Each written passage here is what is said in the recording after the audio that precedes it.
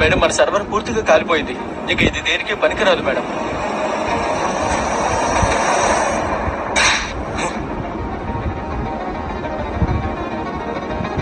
మళ్ళీ company server ని నాశనం చేసావు కదరా నువ్వు. లేదు లేదు అంకుల్, నేను ఈ ఆల్ఫా ఇంజనీర్స్ తో దీన్ని బాగు చేయిస్తున్నాను. అంకుల్ మీరు కూర్చోండి.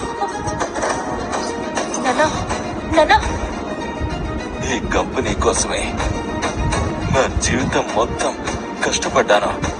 ఇప్పుడు ఈ కంపెనీ ఉండదంటే నేను కూడా ఉండను. మిస్టర్ శివ, మీరు మనకున్న బెస్ట్ ఆప్షన్ ఏంటి ఇప్పుడు?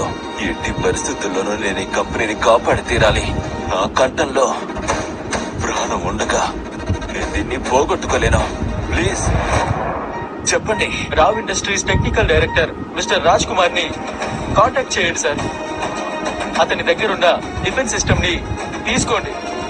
అది మన సర్వర్ తో ఫిక్స్ చేయాలి. ఎందుకంటే ఆయన చేసిన డిఫెన్స్ సిస్టమ్ ఇప్పటి వరకు ఎవరి దగ్గర లేని బెస్ట్ సిస్టమ్ సార్. ఏ హ్యాకర్ అయినా సరే అతని డిఫెన్స్ సిస్టమ్ ని అస్సలు హ్యాక్ చేయలేడు. మీరు చెప్పేది నిజమే అయి ఉండొచ్చు. ఎక్కడన్నా ఆ రాజ్ కుమార్ మాత్రమే కాపాడగలడు.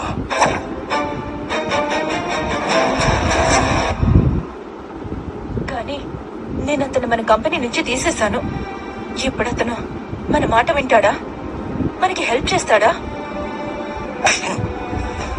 ఇదంతా నీ వల్లే అయ్యింది.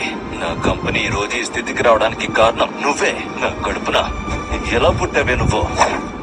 జీవితం మొత్తం సంపాదించిన ఆస్తులు, డబ్బులు అన్నీ నువ్వు చేసిన ఒక్క మిస్టేక్ వల్ల పోయాయి. నాన్న, మీరే చెప్పండి ఏం చేయాలో. నువ్వు శేఖర్ ఇద్దరు రాజ్ కుమార్ దగ్గరికి వెళ్ళండి. అతన్ని క్షమించమని అడగండి. రే శేఖర్, పనికి మాలను గాడిదా, వెళ్ళి ఆ రాజ్ కుమార్ కాళ్ళ మీద పడతావో లేదా కాళ్ళే కడుగుతావో నాకు తెలీదు. రాజ్ కుమార్ తిరిగి కంపెనీకి రావాలి. ఒకవేళ అతను రాలేదో ఇప్పటి వరకు జరిగిన నష్టం మొత్తం నువ్వే కట్టాలి. లేదంటే జైలుకి వెళ్తావురా నువ్వు. అలాగే అంకుల్, నేను ఇప్పుడే వెళ్తాను. పద సౌందర్య, ఇప్పుడే వెళ్తాను.